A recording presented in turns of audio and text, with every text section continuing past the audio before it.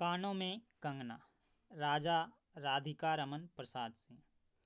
कहानी को शुरू करने से पहले नेट को मद्देनज़र रखते हुए मैं बता दूं, कहानी को 3 भागों में विभाजित किया गया है। अब कहानी पर चलते हैं। किरण, तुम्हारे कानों में क्या है? उसके कानों से चंचल लट को हटाकर कहा, कंगना। अरे, कानों में कंगना? सचमुच 2 कंगन कानों को घेर कर बैठे थे। हाँ, तब कहाँ पहनूं? किरण अभी भोरी थी। दुनिया में जिसे भोरी कहते हैं वैसी भोरी नहीं। उसे वन के फूलों का भोलापन समझो। नवीन चमन के फूलों की भंगी नहीं। विविध खाद या रस से जिनकी जीविका है, निरंतर काट छांट से जिनका सौंदर्य है, जो 2 घड़ी चंचल चिकने बाल की भूषा है, 2 घड़ी तुम्हारे फूलदान की शोभा।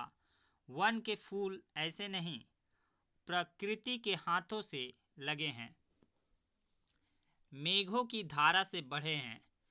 चटुल दृष्टि इन्हें पाती नहीं, जगद वायु इन्हें छूती नहीं। यह सरल, सुंदर, सौरभमय जीवन है। जब जीवित रहे तब चारों तरफ अपने प्राण धन से हरे भरे रहें।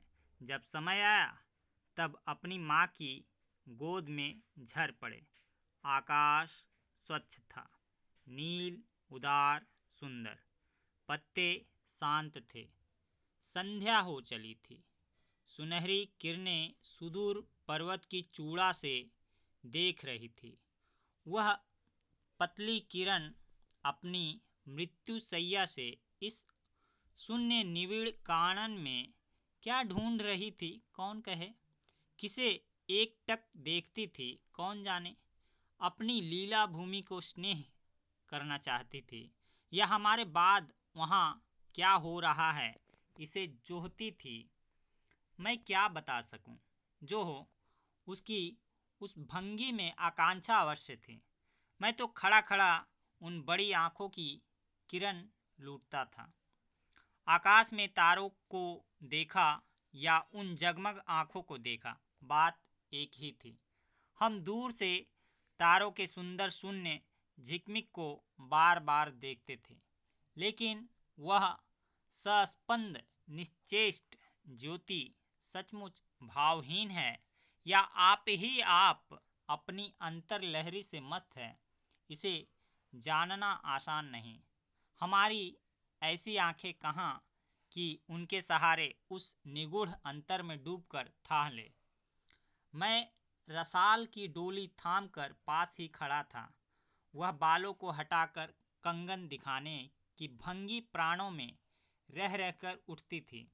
जब माखन चुराने वाले गोपियों के सर के मटके को तोड़कर उनके भीतर किले को तोड़ डाला, या नूरजहां ने अंचल से कबूतर को उड़ाकर शहंशाह के कठोर हृदय की धज्जियां उड़ा दी, फिर नदी के किनारे बसंत बल्लभ रसाल पल्लवों की छाया में बैठी किसी अपरूप बालिका की यह सरल स्निग्ध भंगिमा एक मानव अंतर पर क्यों न दौड़े?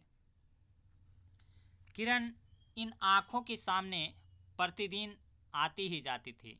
कभी आम के टिकोरे से आंचल भर लाती, कभी मौलसिरी के फूलों की माला बना लाती, लेकिन कभी भी ऐसी बाल सुलभ लीला आंखों से होकर हृदय तक नहीं उतरी।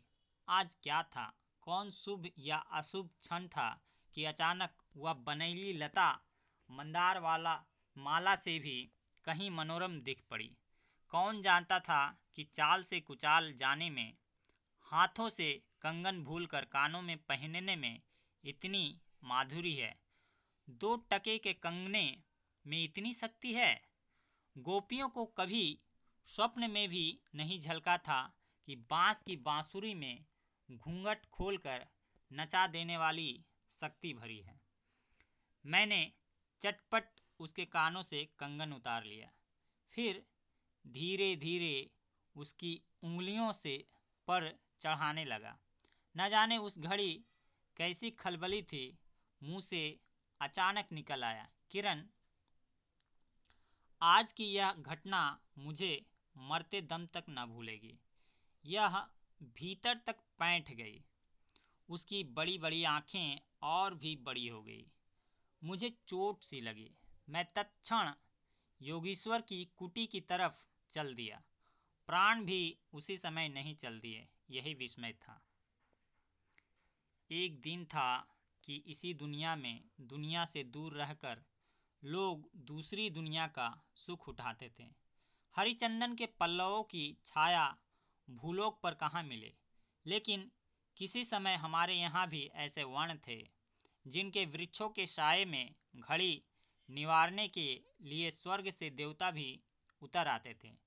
जिस पंचवटी का अनंत यौवन देखकर राम की आंखें भी खिल उठी थी, वहाँ के निवासियों ने कभी अमरतरु के फूलों की माला नहीं चाही, मंदाकिनी के छींटों की शीतलता नहीं ढूंढी। नंदन उपवन का सानी कहीं वन भी था। कल्प वृक्ष की छाया में शांति अवश्य है, लेकिन कदम की छैया कहाँ मिल सकती। हमारी तुम्हारी आंखों ने कभी नंदन उत्सव की लीला नहीं देखी, लेकिन इसी भूतल पर एक दिन ऐसा उत्सव हो चुका है जिसको देख देख कर प्रकृति तथा रजनी 6 महीने तक ठगी रही। सत सत देवांगनाओं ने पारिजात के फूलों की वर्षा से नंदन कानन को उजाड़ डाला। समय ने सब कुछ पलट दिया। अब ऐसे वन नहीं जहाँ कृष्ण गोलोक से उतरकर 2 घड़ी वंशी की टेर दे।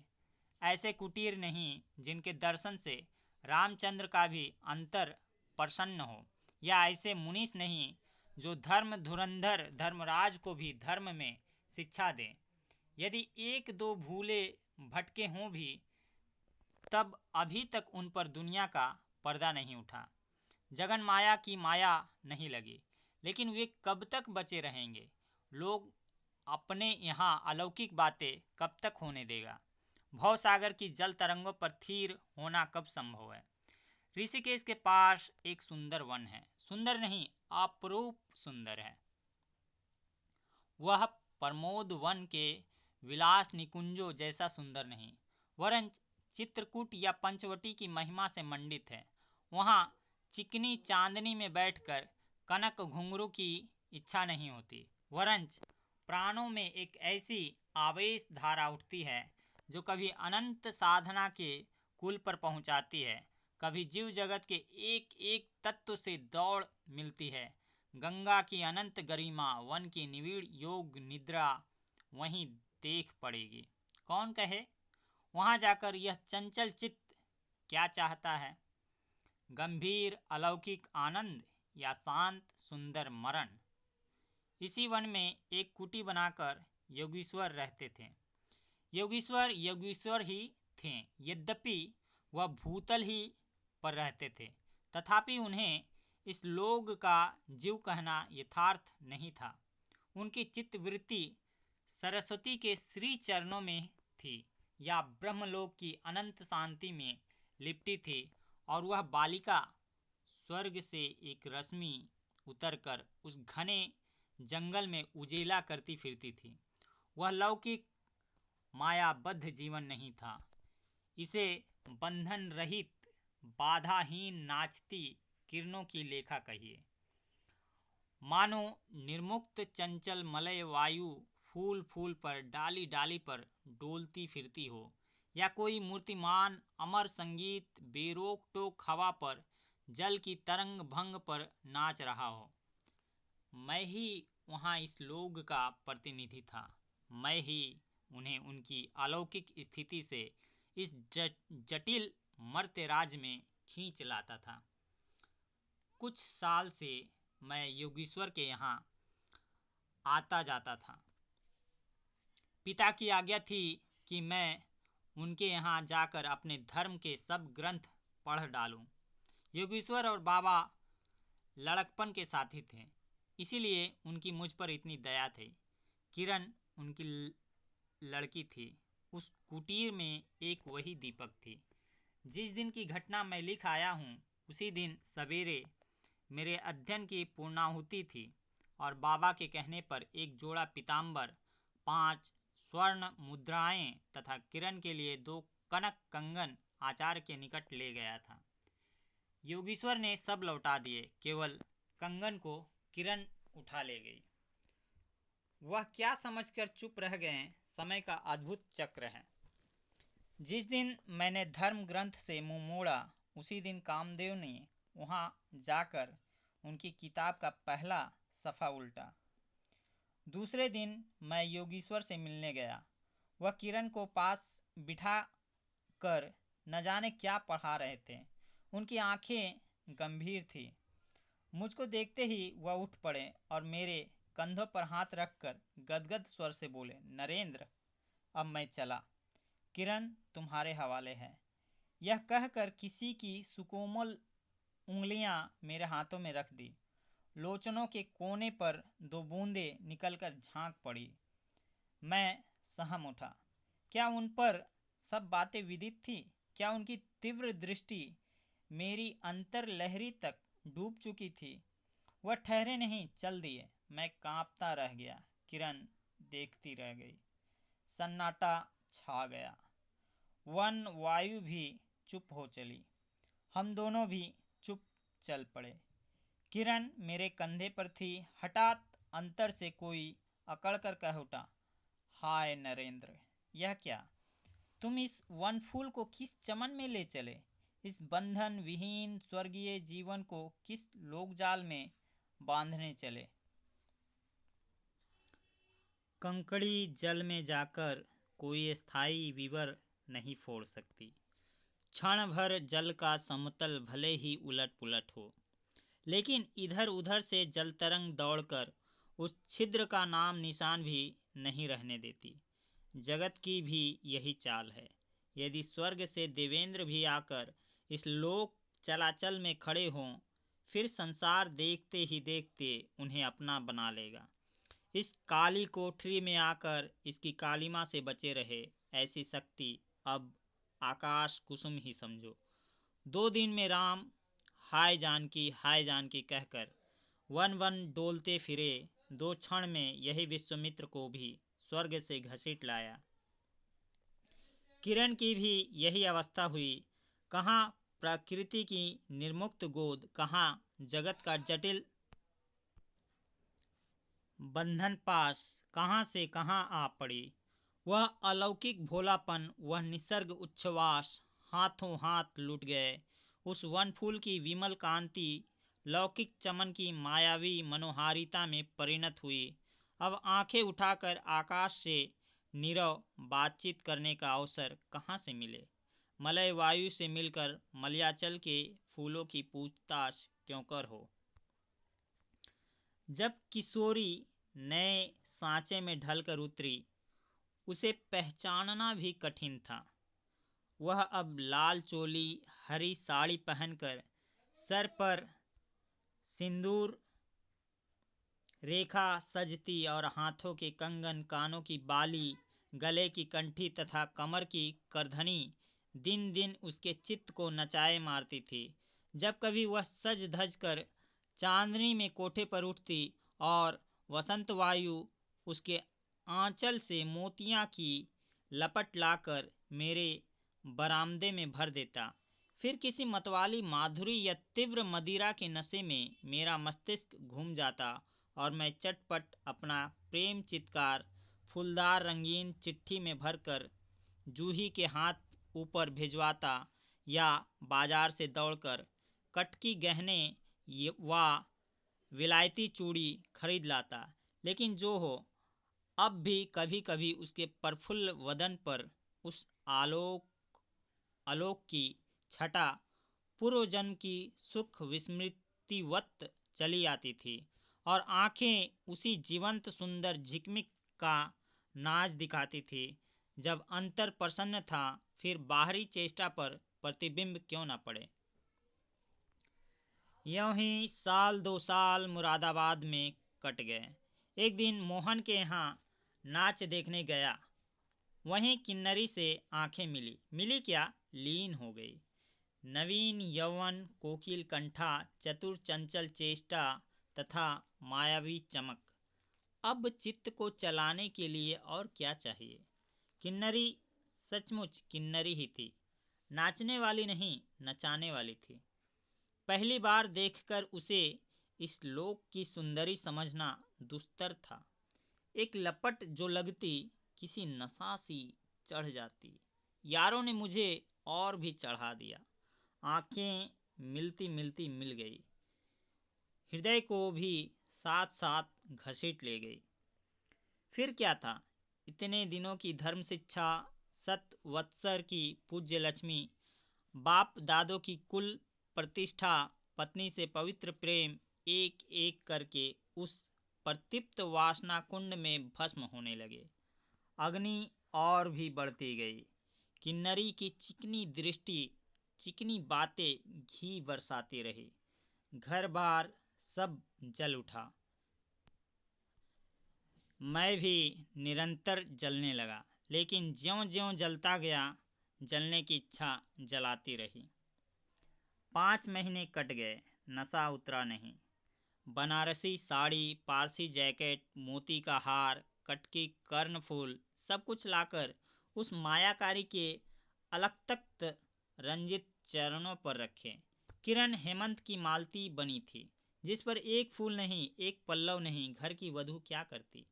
जो अनंत सूत्र से बंधा था, जो अनंत जीवन का संगीत था, वही हाथों हाथ पराये के हाथ बिक गया। फिर ये तो 2 दिन के चकमकी खिलौने थे, इन्हें शरीर बदलते क्या देर लगे। दिन भर बहानों की माला गूंथ गूंथ किरण के गले में, और शाम को मोती की माला उस नाचने वाली के गले में सशंक निर्लज डाल देना, यही मेरा जीवन निर्वाह था। एक दिन सारी बातें खुल गई। किरण पछाड़ खाकर भूमि पर जा पड़ी। उसकी आंखों में आंसू न थे, मेरी आंखों में दया न थी। बरसात की रात थी, रिमझिम बूंदों की झड़ी थी।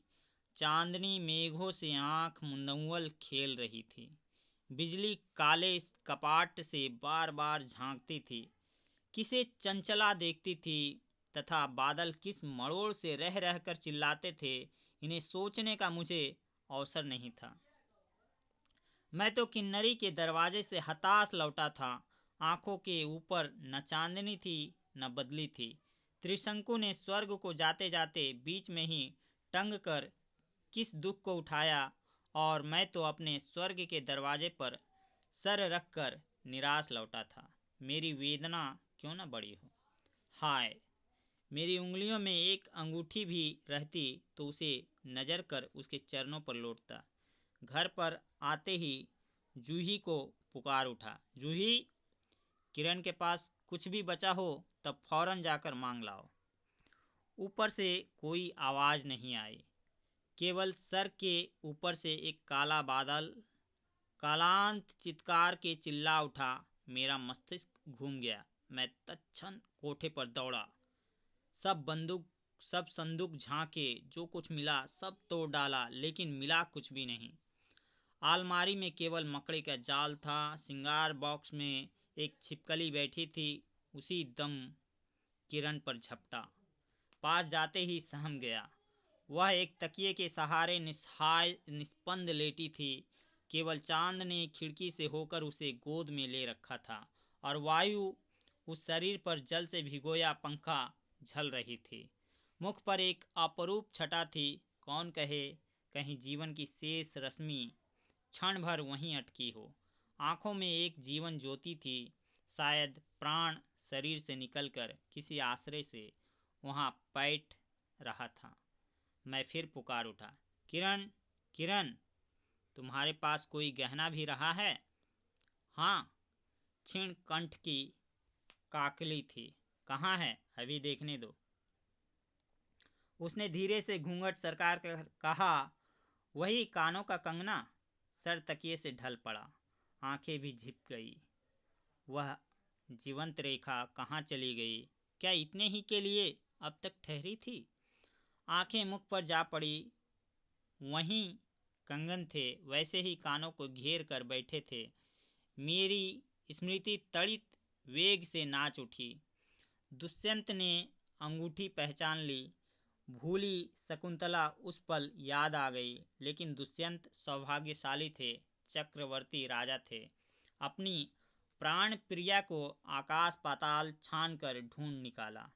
मेरी किरण तो इस भूतल पर न थी कि किसी तरह प्राण देकर भी पता पाता।